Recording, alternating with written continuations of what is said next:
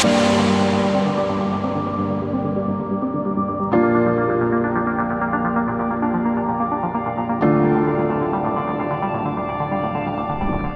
بنتميز عن غيرنا في إيه؟ ده سؤال مهم جدًا ولازم نبقى عارفين إجابته، وليه بقى تفاصيل كتيرة أوي لازم نكون عارفينها كويس أوي. عمليات التجميل هي system متكامل، من أول ما الpatient بيوصل عندي العيادة لغاية ما الpatient بيخلّص متابعته معايا. الحاجات اللي بنتميز بيها في عيادة لابيلا كلينيك مع الدكتور مينا ممدوح هي كذا حاجة. أول حاجة الlocations بتاعة العيادات بتاعتنا، إحنا عندنا location موجود في التجمع الخامس، location موجود في مصر الجديدة، وlocation موجود في الشيخ زايد، بحيث إن إحنا نكفر كل المناطق دي في الكشوفات وكمان في المتابعات، إن إحنا ما نبقاش أنت مضطر كعيان أو كحد عامل عملية إن أنت تضرب مشوار آخر الدنيا عشان تتابع معانا بعد كده. الحاجة التانية الpersonnel أو الأشخاص اللي شغالين معايا، إحنا مع بعض كلنا تيم واحد، كلنا على أعلى مستوى، سواء الأسيستنت، سواء البنات اللي هتقابلوهم في العيادة، سواء الناس اللي هيكونوا معاكم في المستشفى يوم العملية، من أول ريسبشن المستشفى، من بعد كده الناس اللي بتتعامل معاكم في التمريض. أنا بيبقى معايا تيم متكامل، سواء تمريض عمليات، سواء تمريض post operative أو ما بعد العملية، بيكون معايا special nurse خاصة بيا أنا برّه التمريض بتاع المستشفى.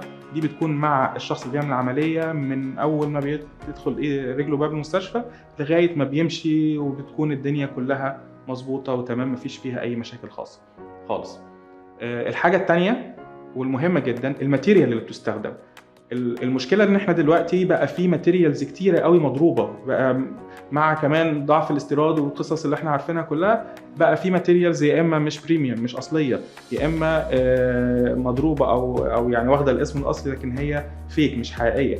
فده بيترتب عليه ضعف في نتيجة العملية، سواء خيوط تستخدم، سواء أنواع الكورسيه، سواء الفوم اللي بيتحط تحت الكورسيه، تفاصيل كتيرة أوي. أنا ما باستخدمش غير الماتيريال البريميوم الأصلية 100% اللي كلها بتيجي من برّه مصر عشان تأمن لنا أحسن نتيجة ممكنة بأقل مضاعفات في الدنيا، مع أفضل شكل سواء للجروح كنتيجة عملية، كشكل للنحت بتاع الجسم بيكون مختلف تمامًا لمّا باستخدم ماتيريال بريميوم مع إن أنا باستخدم ماتيريال أي كلام.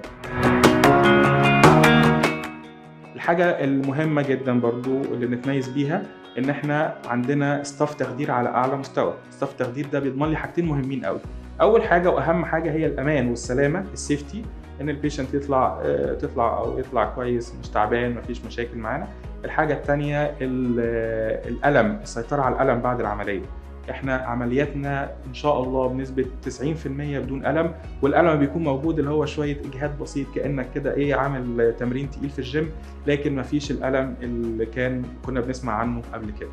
والحاجة اللي برضه مهمة أوي واللي إحنا بنتميز بيها هي المستشفيات اللي بنشتغل فيها. إحنا ما بنشتغلش غير في مستشفيات مجهزة على أعلى مستوى، سواء على مستوى التمريض، سواء على مستوى الخدمة والرعاية قبل العملية وبعد العملية، سواء على التجهيزات اللوجستية أو اللوجيستكس الموجودة في المستشفى من رعاية مركزة وبنك دم وغرف فندقية على أعلى مستوى. حتى غرفة العمليات لازم تكون غرفة معقمة 100%، ما نحطش أي أوبشن لأي لا قدر الله عدوى أو انفكشن، فبنوصل لأحسن نتيجة ممكنة مع أكبر قدر ممكن من السلامة ومن غير أي مضاعفات إن شاء الله.